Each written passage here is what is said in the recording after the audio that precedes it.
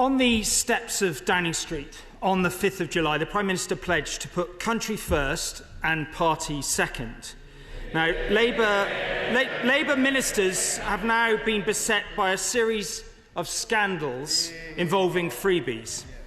The Prime Minister has claimed that this was all a perfectly sensible arrangement.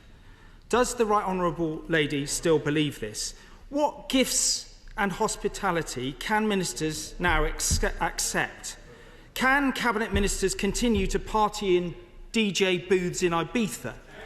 Will ministers be banned from taking junkets at the Oasis 25 tour? Or was it just Taylor Swift that was a handout too far? What role did Downing Street play in the VIP escort further to the free tickets for Taylor Swift from Universal Music? Have all the political staff in the Prime Minister's parliamentary office correctly declared their financial interests and hospitality? The new Chief of Staff's entry seems very empty. Have all ministerial donations in kind been declared at their full market value? Why do ministers refuse in PQs to say when the new ministerial transparency platform will go live? Isn't the sheer scale of the Prime Minister's beneficiary of others' largesse now a conflict of interest? Will the Right Honourable Lady confirm that the Prime Minister is taking a donation in kind of £100,000 a year from Arsenal Football Club, and will he now recuse himself from the Football Governance Bill? Amidst scandals like cash for croissant, free gear Kia and passes for glasses, where is Labour's new Ethics and Integrity Commission? And what have Labour donors got in return for their generosity? What discussions did the Prime Minister's former Chief of Staff have with the Chancellor of the Duchy of Lancaster, with Lord Alley, on ministerial appointments and public appointments? Will ministers place in the library all the documents relating to Lord Alley's Operation Integrity? And finally, can the Minister without portfolio explain to this House why the millionaire Prime Minister can't clothe himself without gifts from others?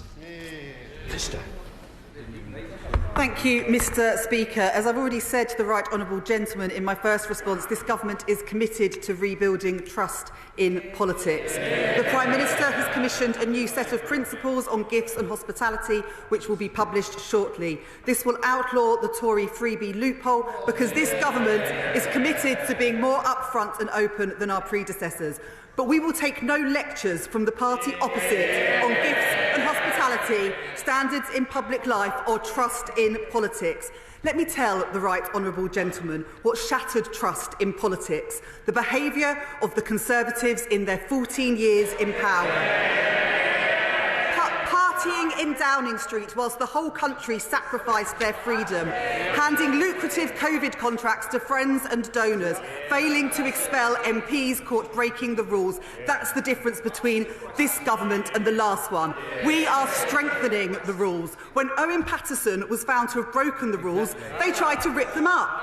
And now the Conservatives want us to believe they care about trust in politics. Mr Speaker, this is utterly shameless. And of course, it was not just Tory sleaze and scandal that has eroded trust. Just as corrosive has been the complete and utter failure of the Conservative politicians to keep the promises they made to the British people. So now the work of change begins. It starts with rebuilding trust in our politics, as I've already set out today, and which we are committed to doing.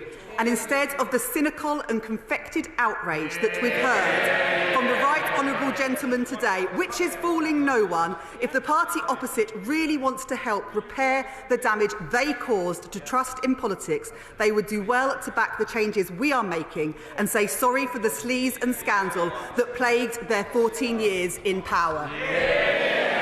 Clive Efford. Mr Speaker, the sheer brass neck of the Conservatives to turn up on a subject like this when they set up a VIP lane for contracts during COVID, when they've accepted so many gifts which they didn't have to declare.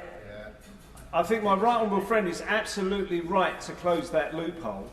But can I just turn to the honourable gentleman who's asking this question and point out that he refused to vote for the Privileges Committee report into Boris Johnson, who lied to this House. How is that improving standards in political life? What a performance. I thank my honourable friend for that question, and he is right to point out the VIP lanes for COVID contracts and the fact that when those on the benches opposite had the opportunity to take a stand, instead, when Owen Paterson broke the rules, they voted to rip up those very rules.